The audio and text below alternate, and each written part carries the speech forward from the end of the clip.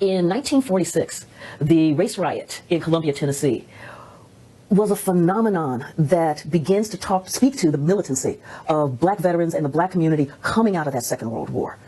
What happened is, and many of these things start off as something really simple. What happened was a woman named Gladys Stevenson, a black woman, wanted to get her radio repaired. She took it to a shop. The guy told her it was going to cost so much to get it fixed, and it would be done by such and such a date. She goes back to pick it up. He tells her it's going to cost more. She's like, I don't have that kind of money. He's like, yeah, it be that way sometimes.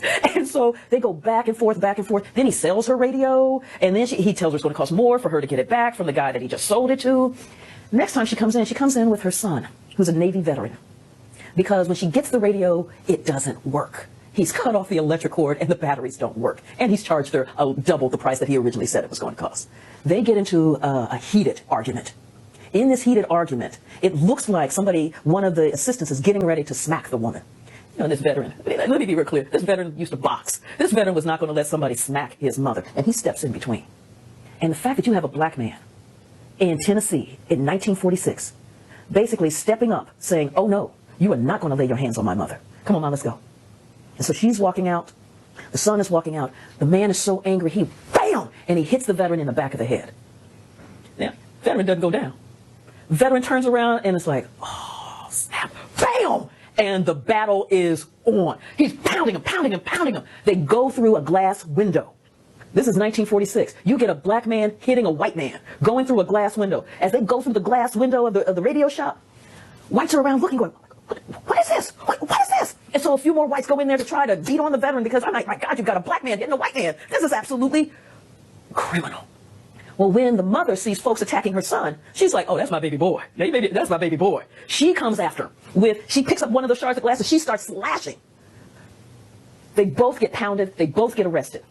And the lynch mob is like, oh, We're going to have to do something here. These folks have gotten a little too uppity. Who do they think they are? Talking back and hit. Did you see what they did to poor Bo over there? Oh, that unacceptable. Unacceptable. And you start getting this milling around of the crowd around the jail. Well, the black community sees the milling around, starts hearing the word, we're going to get a rope, we're going to get a rope, we're going to get a rope. And they start moving. They work to get the son and the mother out of Columbia, Tennessee. The lynch mob is coming. Black folks start organizing. Because one of the things, we think of like Martin Luther King and nonviolence, but one of the things is that there has been a tradition in the black community of self-defense. And so what they do is they get their shotguns, because remember, this is the South, everybody's got a gun. They get their shotguns, they get their rifles, they get their pistols, and they start taking up purchase on top of the buildings in the black community, the area known as the Bottoms or Mink Slide. And so as whites start pouring in, and there was one guy, he was just going to burn down the black businesses. So it reminds you of Tulsa, going to burn down the black businesses. And he comes in there with his buddies and a can of gasoline, and he starts trying to zigzag and pour the gasoline, and all of a sudden the black guys on top of the roof start shooting. Bam! Bam! It's like, did black folks just shoot at white folks? Did we just get shot? Wait a minute. I'm wounded. I just got shot. What? So the wounded whites get pulled out. And it's like, oh my God, what are we going to do? And the crowd is coming. Now the sheriff is first in there going, okay, boys, now you just need to settle down. We'll handle this. And the crowd is like, no. Call in the Tennessee National Guard, the Tennessee State Guard. As they're coming in, as more whites of the mob are coming in, black folks are defending their property. Because there had been lynchings in that county before. They knew what this looked like. And this is 1946. You had veterans up on those roofs. They had taken down the Nazis. They weren't having it. For them, this was a new day. And even though they had been systematically cut out of the GI Bill, and part of that, let me describe that piece, being cut out of the GI Bill. It was passed in 1944, and it opened up a range of opportunities to veterans. It opened up housing opportunities, so through the VA loans. It opened up education, so a full ride through college for veterans.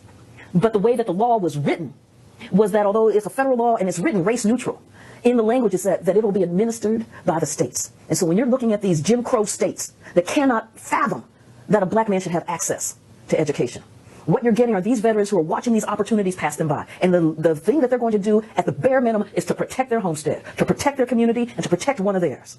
And so as whites are coming in, these veterans are shooting back. So when the sun comes up, the state troopers move in. And they moved in with machine guns. Moved in and started rounding up. They call you were brave last night. Are you brave this morning? Because we're getting ready to take you down. At the very end, you get beatings, shootings. About 25 African Americans are arrested for attempted murder. Now, I see self-defense. What Tennessee saw was attempted murder for shooting at the guys who are trying to burn down the black neighborhood, for shooting at the mob that is trying to go in and destroy the black neighborhood. Well, these Tennessee stormtroopers basically did that as they went rummaging through the black business section, looking for the guns, looking for the rifles. Well, they weren't finding too much. And none of the ballistics were matching up. But in the trial that happened, I mean, the trial itself becomes fascinating.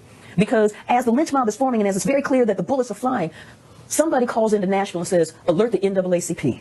We're in trouble down here. The NAACP then sends its attorneys to help these 25 black men who have now been arrested for attempted murder, charged, indicted for attempted murder. The defense was absolutely brilliant. I mean, brilliant. Z. Alexander Luby, who was the black attorney out of Nashville, one of the first things he did was to begin to challenge the jury. You know, what they call that voir dire process, where it's like, do you have any biases against black folks? Do you really think that you can be fair and impartial? No. Next. Do you really? Next. Are you a member of the Klan? Well, yeah. Next. I mean, and so to find them, you can't make this stuff up. So by the time they were able to get 12 jurors who could be impartial, and then because the state's case was so weak, they didn't have the evidence. And Z. Alexander Luby is arguing, this is self-defense. This is one of the basic rights that we know of as Americans. We honor this. We cherish this. In the first round, 23 of the 25 men were found not guilty. Yeah. Now you had the other two. Thurgood Marshall, from the head office of the NAACP, comes down to take part in this case for the final two. They, again, laid out a brilliant, beautiful strategy. It so infuriated the law enforcement folks in Columbia, Tennessee, that what they did was, after the end of the trial, Z. Alexander Luby, Thurgood Marshall, who would become the first black Supreme Court Justice of the United States, and two other men are in a car, and they're leaving Columbia. And they're like, whew, man, that was, almost like, yeah, that was bad. Yeah, okay, this is good. Cops pull them over. Well, they think it was the cops because they were in plain clothes, and the cars were unmarked. But when you get that kind of, they're close behind, so they pulled over. First thing they did was they're looking in the car for open containers, convinced that somebody's been drinking. They went and bought some Coca-Cola at the local store, but they weren't drinking hard liquor. There's no booze in the car. So cops were like, get in the car. Oh, man, didn't find any moonshine, didn't find any wine, didn't find any whiskey.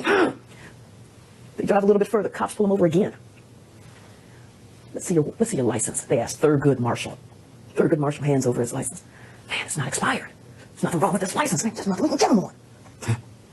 He gets his license back, drives a little bit further. Then cops pull him over a third time. In this third time, they're like, you're driving drunk. He's like, I've had some water and I've had some Coca-Cola. Yeah, you look drunk to me. Get out of the car. They pull Thurgood Marshall out of the car, throw him into their car. Now, there's a white guy in the car named Harry Raymond.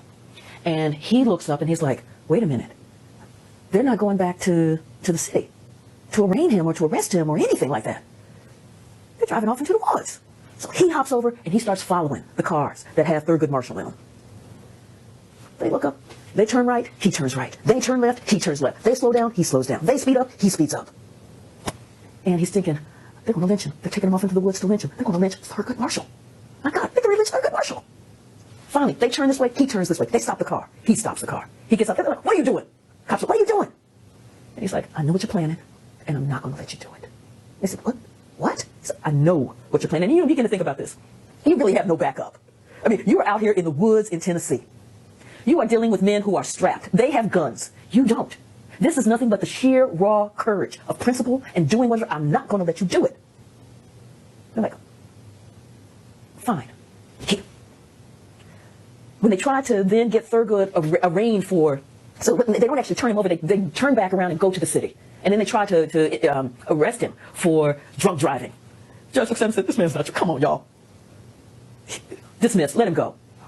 But in that one moment, you in fact see so much about the role of law enforcement in the South that doesn't enforce the law.